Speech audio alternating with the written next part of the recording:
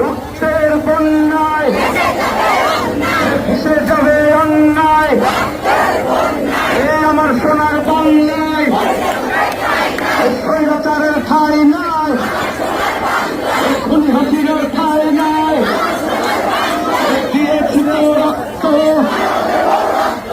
রক্তের বন্যায় এই চলছে লড়াই, চলবে